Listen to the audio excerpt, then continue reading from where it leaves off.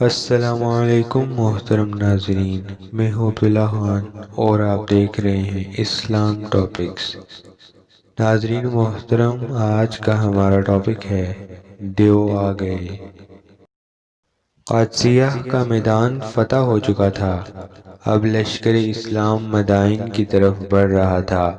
یہاں مسلمانوں کا ایرانیوں سے سخت مقابلہ ہوا۔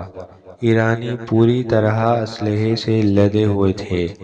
یہاں لشکر اسلام کے لیے یہ مشکل تھی کہ ایرانی فوج اور اسلامی فوج کے درمیان دریائے دجلہ بہہ رہا تھا۔ دریا کی موجیں بکھری ہوئی تھیں۔ ایرانی دریا کے دوسرے کنارے پر پڑاؤ ڈالے ہوئے تھے۔ انہوں نے دریائے دجلہ کے تمام پل توڑ دیے تھے۔ حضرت سعد بن ابی وقاص رضی اللہ تعالیٰ عنہ کے سامنے یہ مسئلہ تھا کہ دریا کو کیسے پار کیا جائے۔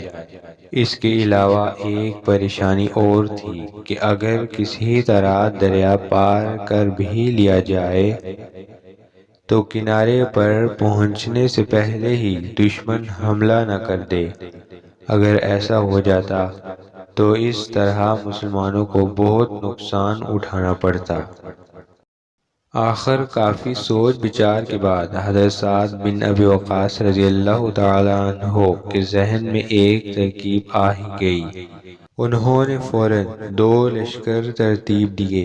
ایک لشکر کا سالار حضرت عاصم بن عمرو رضی اللہ تعالیٰ عنہ کو مقرر کیا، جبکہ دوسرا لشکر قعقاع بن عمرو رضی اللہ تعالیٰ عنہ کی کمان میں دیا، اور دونوں لشکروں کو یہ حکم دیا، ایک لشکر پہلے دریا پار کرنے کی کوشش کرے گا، جبکہ دوسرا لشکر کچھ فاصلہ رکھتے ہوئے دریا پار کرے گا۔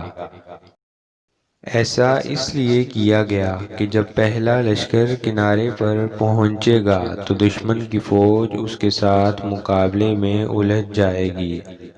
اس کی ساری توجہ ان مجاہدین کی طرف ہوگی۔ اتنے میں دوسرا لشکر دریا پار کر کے وہاں پہنچ جائے گا اور دشمن کو گھیر لے گا۔ ایرانی مسلمانوں کا یہ منصوبہ نہ سمجھ سکے۔ مسلمانوں نے اللہ پر بھروسہ کرتے ہوئے دریائے دجلہ کی تیز لہروں میں اپنے گھوڑے اتار دیے اور گھوڑوں پر سوار بے خوف و خطر بڑے آرام سے دریا پار کرنے لگے۔ ایرانیوں نے یہ دیکھا تو بدحواس ہو گئے۔ ان کے تو وہم و گمان میں بھی نہ تھا کہ مسلمان ایسا کر سکتے ہیں۔ انہوں نے دیکھا کہ مسلمان بڑے آرام سے ان کی طرف بڑھ رہے ہیں تو ان کے حوصلے جواب دینے لگے۔ مجاہدین گھوڑوں پر سوار دریا پار کرتے ہوئے یوں باتیں کرتے جا رہے تھے جیسے خشک میدان میں چلے جا رہے ہوں۔ دریا پار کرتے ہوئے کسی ایک مجاہد کی رسی تک بھی ضائع نہ ہوئی اور مسلمان اطمینان سے دوسرے کنارے پر آ گئے۔ دشمن بت بنا یہ سب کچھ دیکھ رہا تھا۔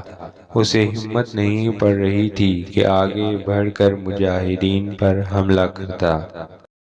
یہ ہیبت ناک منظر دیکھ کر ایرانی یہ کہتے ہوئے بھاگ کھڑے ہوئے، دیو آ گئے، ابھی ہمیں ہڑپ کر جائیں گے۔ ایرانیوں کی فوج تو حوصلہ ہار بیٹھی تھی، مگر فوج کا سپہ سالار اپنی جگہ پر ڈٹا رہا۔ صرف چند ایرانیوں نے اس کا ساتھ دیا، لیکن پہلے ہی حملے میں ان سب کا صفایا کر دیا گیا۔ مسلمان بغیر کسی رکاوٹ کے مدائن شہر میں پہنچ گئے۔ انہوں نے شہر اور شاہی محلوں پر قبضہ کر لیا۔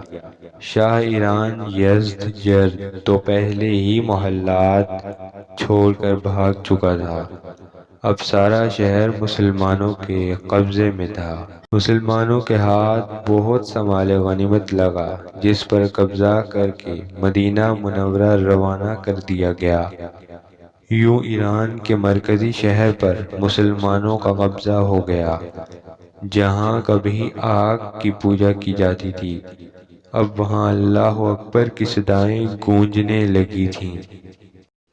محترم ناظرین، آج کا ٹاپک یہیں اختتام پذیر ہوتا ہے۔ انشاءاللہ نیکسٹ ٹاپک میں آپ کے ساتھ پرانی چادر کا واقعہ بیان فرمائیں گے۔ اللہ حافظ۔